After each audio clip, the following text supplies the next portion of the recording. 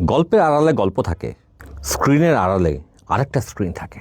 একটা সময় ছিল যখন কিছু সত্য কথা লেখার অর্থ ছিল নিজেকে আগুনে ফেলে দেওয়া। 2009 থেকে 2024 এই 15টা বছর শুধু ইতিহাসের পাতায় লেখা কয়েকটা দিন নয়, এই 15টা বছর হলো হাজারো মানুষের ঘুমহীন রাত, বুকের ভেতর চাপা আতঙ্ক, তবুও থেমে না যাবার প্রত্যয়। আমরা দৃশ্যমান যে রাজনীতির লড়াই দেখি তার আড়ালেও আরেকটা লড়াই ছিল, অনেকটা অদৃশ্যভাবে লোকচক্ষুর অন্তরালে চলছিল সেই লড়াইটা। যেই লড়াইয়ে আমাদের একমাত্র সম্বল ছিল লেখা আর শব্দ। আমাদের ঢাল ছিল শুধুমাত্র বুক ভরার সাহস, আর প্রতিপক্ষের ছিল বন্দুক, গুলি, স্যাবোটেজ। ছিল 57 ধারা, ছিল ডিজিটাল সিকিউরিটি অ্যাক্ট, ছিল আইসিটি অ্যাক্ট, ছিল নজরদারি, ছিল ডাটা ট্র্যাকিং, ছিল ব্যক্তিগত তথ্য ফাঁসের হুমকি। সে সময়গুলোতে মূলধারার গণমাধ্যমগুলো নিজেকে নিয়ন্ত্রিত করে ফেলেছিল। কথা বলতে ভয় পেত, তারা থেমে গিয়েছিল। কিন্তু তখনও ফেসবুকে, টুইটারে, ব্লগে, ইউটিউবে অসংখ্য মানুষ জেগে উঠেছিল, যারা কথা বলতো, যারা সত্য বলা বন্ধ করে নাই একটা দিনের জন্য। এই একদল মানুষই উত্তাল সমুদ্রের কাছে ছিল একটা লাইট হাউস, বাতিঘর। ওটুকু দেখেই মানুষ আশা পেত, ভরসা পেত, ভাবতো কিছু না কিছু তো ঘটছে, কিছু মানুষ তো অন্তত কথা বলছে। এই মানুষগুলো কারা ছিল সেটা না বলে বরং বলি, এদের মধ্যে স্কুল গোয়িং বয়ও ছিল, এদের মধ্যে বৃদ্ধও ছিল, এদের মধ্যে মুক্তিযোদ্ধা ছিল, এদের মধ্যে সায়েন্টিস্ট ছিল, ইঞ্জিনিয়ার ছিল, চিকিৎসক ছিল, আইনজীবী ছিল। হ্যান কোনো পেশা নাই যেই পেশার মানুষ এই ছোট্ট গ্রুপটার ভিতরে ছিল না। হয়তো সংখ্যায় অনেক কম ছিল। এদের কোনো সম্পাদক ছিল না, কোনো মালিক ছিল না, এদের কোনো সেন্সরও ছিল না, এদের কোনো নিরাপত্তা ছিল না। সত্য কথাটা যদি বলতে চাই তাহলে বলতেই হয়, এদের কোনো রাজনৈতিক স্বীকৃতিও ছিল না। ঝড় যখন আসতো তখন খুব কম মানুষই এদেরকে ওন করতে পারত। এরা ছিল শুধু একজন করে একজন মানুষ, আর ছিল সত্য বলার জেদ, নিজের ইজ্জতকে আপহোল্ড করার জেদ। এদের ছিল দেশের প্রতি মমতা, এদের ছিল আইনের শাসনের প্রতি শ্রদ্ধা। সেই আইনের শাসন যাতে প্রতিষ্ঠা না হয় সেই কারণে আইন দিয়ে এদেরকে বন্ধ করার চেষ্টা করা হয়েছিল। আপনি খুব কমই অনলাইন অ্যাক্টিভিস্ট পাবেন যারা এই দুর্দিনে থেমে গিয়েছিল, চুপ হয়ে গিয়েছিল, যাদের জবান বন্ধ করিয়ে দিতে পেরেছিল সরকার। এমন উদাহরণ খুব কমই আছে। এদের উপরে ছিল সরকারের ডান্ডাবেরি, খুন, গুম, জেলের হাতছানি। তারা কিন্তু জানতো তারা যা লিখছে তা শুধু একটি পোস্ট নয়, তা একটি গুমের ইস্তেহার, তা একটি জেলের ফরিয়াদ, একটা পরিবার ধ্বংস হয়ে যাওয়ার কারিগর, তার নিজের পরিবার।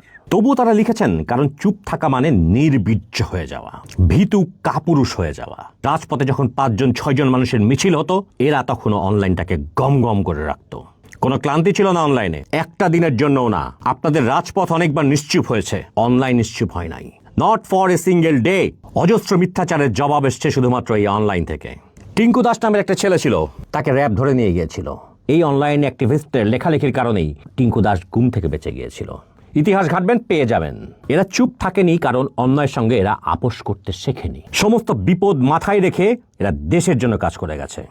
ঝুঁকি শব্দটা এদের জন্য আসলে খুব ছোট হয়ে যায়। ঝুঁকি শব্দটা দিয়ে এদের বিপদকে প্রকাশ করা যায় না, কারণ শুধু মামলা বা হামলা এদের ঝুঁকি ছিল না, শুধু গুম হয়ে যাওয়া এদের ঝুঁকি ছিল না।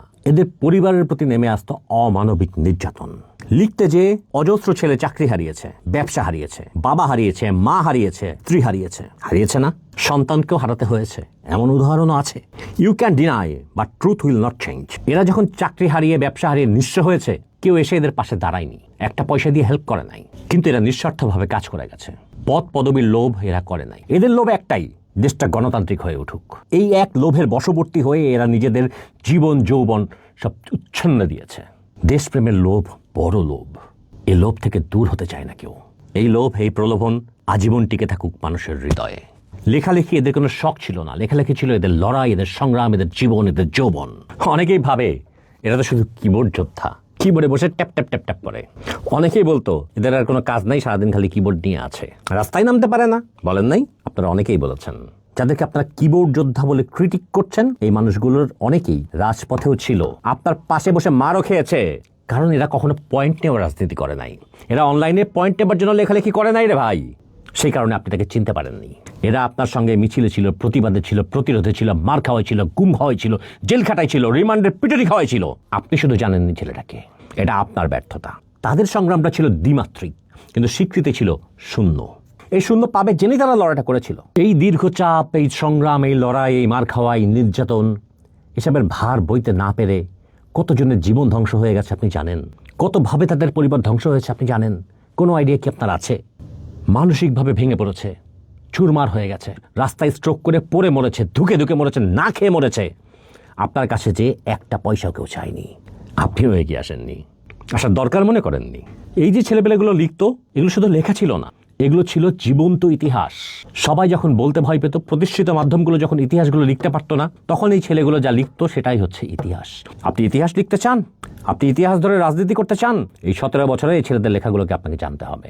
এদের কলমের খোঁচাতে কি লেখা ছিল সেটা না জেনে আপনি ইতিহাস জানতে পারবেন না। আপনাদের কোনো প্রাতিষ্ঠানিক বর্ণনায় এই ছেলেদের নাম স্থান পায়নি। এই অনলাইনে যে সক্রিয়তা, এটার প্রভাব সঙ্গে সঙ্গে বোঝা যায় না। ইতিহাসের কথা বললাম না, ভবিষ্যতে যখন আপনি ইতিহাস লিখতে যাবেন তখন বুঝতে পারবেন এরা আপনার দেশের জন্য কি করেছিল। আপনাদের নীরবতা আমাদেরকে অস্বস্তিতে ফেলে না, আমাদেরকে কষ্ট দেয়, বেদনার্ত করে, আহত করে। আমরা যে বলি না, তিলে তিলে গড়ে ওঠা আঘাতের উপর 5 আগস্ট এসেছিল, সেই আঘাতের অজস্র আঘাত আমাদেরও ছিল, আমাদেরও ঘাম ছিল, আমাদেরও শ্রম ছিল, আমাদেরও লেখা ছিল, আমাদেরও মেধা ছিল, আমাদেরও স্যাক্রিফাইস ছিল, আমাদেরও হারানো পরিবার ছিল, আমাদেরও ভেঙে যাওয়া পরিবার ছিল, আমাদের বাবাদের জীবন ছিল, আমাদের সন্তানদের জীবন ছিল, আমাদের মায়েদের জীবন ছিল। If you don't understand, you will never understand. পৃথিবীর বড় বড় পরিবর্তনের পিছনে থাকে ছোট ছোট অনেক ঘটনা। সেই ছোট্ট ঘটনাগুলো যারা ঘটায় তাদেরকে ভুলে যাবেন না। যে দেশে বীরের মর্যাদা হয় না, সে দেশে বীর জন্ম নেয় না। যে দেশে জ্ঞানের মর্যাদা হয় না, সে দেশে জ্ঞানী জন্ম নেয় না। আজ বাংলাদেশ নতুন সময় এসেছে, হাসিনা পালিয়েছে, গণতান্ত্রিকভাবে নতুন সরকার নির্বাচিত হয়েছে, মানুষের ভোটে নির্বাচিত বাংলাদেশের মানুষের সরকার। আপনারা যদি অনলাইনের ওই ছেলেগুলোকে ভুলে যান, তাহলে আসলে নিজের ইতিহাসকে আমরা ভুলে যাব। আজ তাই এসব ছেলে মেয়েদের গল্পগুলো শোনার সময় এসেছে, বলার সময় এসেছে। এদেরকে এদের গল্পগুলো বলতে দিন। এদের ভিতরে যে গুমোট অন্ধকার, গুমোট ক্ষোভ, গুমোট কষ্ট, লড়াই যে স্মৃতি, সেগুলোকে জানুন, ইতিহাসের পাতায় লিপিবদ্ধ করুন। ইতিহাসে একদিন সবাইকে গর্বিত করবে, ইতিহাসের মায়ের বড় মায়ের। এই ছেলেরা রাজপথে ছিল, লেখালেখিতে ছিল, আপনাদের সাথে ছিল, তাই বদলে গিয়েছিল বাংলাদেশের ইতিহাস। ভবিষ্যতে যে সুন্দর বাংলাদেশের স্বপ্ন আমরা দেখছি, সেই স্বপ্নতে এদেরকে অংশীদার করুন, এদের কষ্টের স্বীকৃতিটুকু দিন। আমাদের অনলাইন অ্যাক্টিভিজম ক্লেইমস ইউ। আপনাদের সাপোর্ট পাবো কিনা আমরা জানি না, বাট বাংলাদেশের জন্য আমাদের সাপোর্ট আজীবন থাকবে, সে যেভাবেই হোক না কেন।